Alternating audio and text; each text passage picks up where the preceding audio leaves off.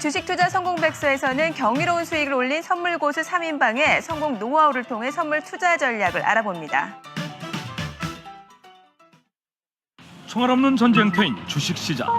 다양한 투자 방법이 있는데 바로 선물 거래로 대박난 사람들이 있다. 주식 선물 거래란?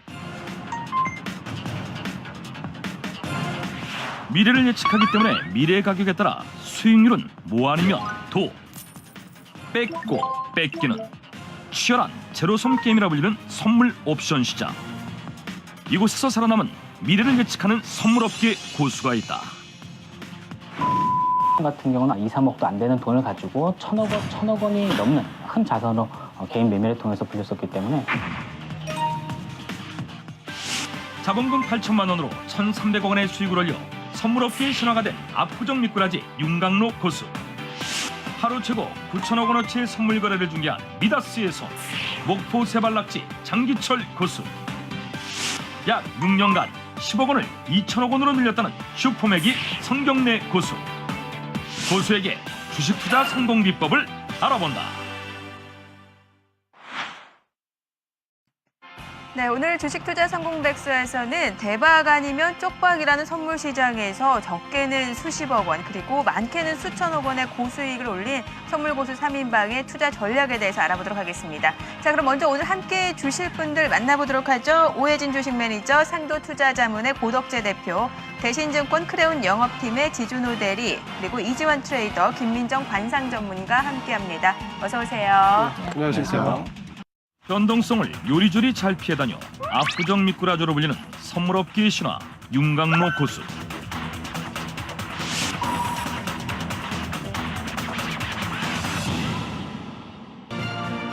자본금 8천만 원으로 시작해 1,300억 개의 수익을 올렸는데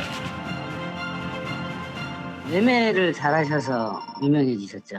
700% 이상 이렇게 내시고 금액이 뭐 수백억 이상이었으니까 8천만 원으로 1,300억 벌었다고 이렇게 신문지상에서 나오고 이러니까 유일무이한 레전드라고 보면 되죠. 선물 옵션기의 전설로 여전히 회자되는 그의 투자 비법은 뭘까? 윤강로 고수의 투자 5계명은 이러하다.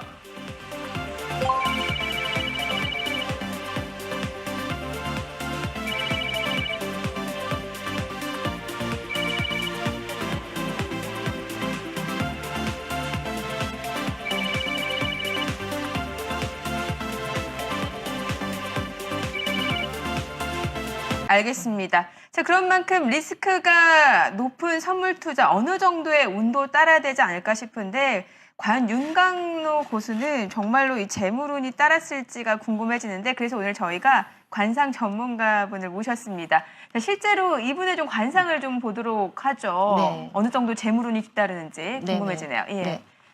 직접 이제 나가서 설명을 해주실 텐데 궁금해집니다. 일단은 뭐 선물 시장의 전설이라고 하니까 많은 분들이 굉장히 관심이 높았던 그렇죠. 인물이죠. 윤강로 고수 같은 경우는 이 귀가 이 눈의 높이에 비해서 조금 이렇게 좀 낮거든요. 예, 이런 분들은 굉장히 좀 논리적이고 그러면서 좀 분석적인 그런 성향을 많이 가지고 있다고 볼 수 있어요. 그래서 상당히 아마 이렇게 공부도 많이 하고 나오시기 전에 이제 그 주식을 하시기 전에 상당히 이렇게 공부도 많이 하고 그런 부분에 대해서 이렇게 연구를 다른 사람에 비해서 많이 하고 시간을 많이 투자하는 그런 성향을 가지고 있다고 볼 수 있는데 이 눈썹 같은 경우는 관상에서 보면 요 가운데 이 눈썹 가운데 같은 경우는 자가 발달, 자신의 어떤 노력이나 능력들을 이제 이야기하는데 이 끝부분 같은 경우는 재산운이나 어떤 일에 대한 성과를 보는 자리거든요. 네. 근데 이 윤강로 교수 같은 경우는 이 눈썹의 끝 부분이 굉장히 이렇게 흩어져 있고 눈썹 이 끝부분이 굉장히 짧아요. 이런 경우는 어떤 일을 추진하거나 하는 데 있어서 추진력과 분석력은 있지만 일에 대한 어떤 마무리, 성과가 조금은 부족하다고 말할 수 있죠. 예.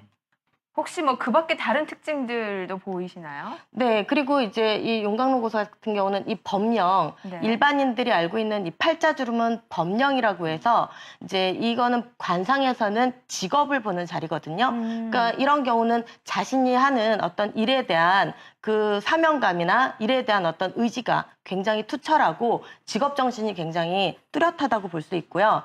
그렇다면 이제 이분 같은 경우는 굉장히 자기가 하는 일에 대해서의 어떤 철두철미한 그런 걸 가지고 있고 관상 자체로 자세히 보면 이분 같은 경우는 치아가 굉장히 이렇게 고른 그런 네. 치아를 가지고 있거든요. 이런 분들 같은 경우는 금전운이나 재물운 그리고 그런 어떤 좋은 어떤 운들이 이제 잘 이렇게 맞아들여진다고 볼 수 있죠. 네. 그렇지만 어떤 일을 하는 데 있어서 마무리나 어떤 그 일에 대한 어떤 뒤처리에 상당히 좀 고심하고 굉장히 신중하셔야 될 필요는 있죠. 그렇군요. 네. 그럼 코는 어떻습니까? 보통 재물운 할 때 왜 코 쪽도 많이 봐주시는 것 같더라고요. 관상에서 이제 재물운을 보는 이 코 같은 경우는 이제 이 준두라고 해서 이 부분이 이제 재물운을 관장하는 곳이라서 이 준두가 상당히 이렇게 뭉뚝하고 이렇게 좀 살집이 좀 있어야 되거든요.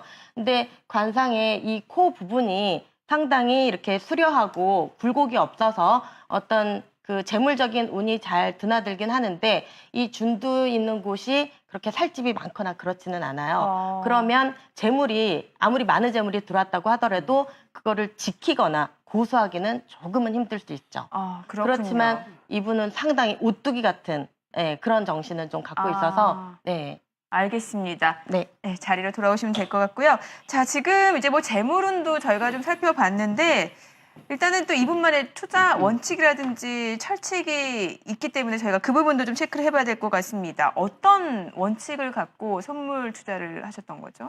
그러니까 이분이 여러 가지 이제 그 선물 고수라든지 아니면 주식 고수들을 갖다 저희가 봤을 때 공통점이 뭐냐면은 자기 나름대로의 매매 원칙이 있다는 것이고 네. 그리고 그 매매 원칙을 철저히 지켰다는 거거든요. 특히 가장 공통적으로 나타나는 게 뭐냐면은 결국에는 로스컷, 그러니까 손실을 어떻게 하면은 최소화할 수 있을까? 이것이 가장 그 중요한 원칙이거든요.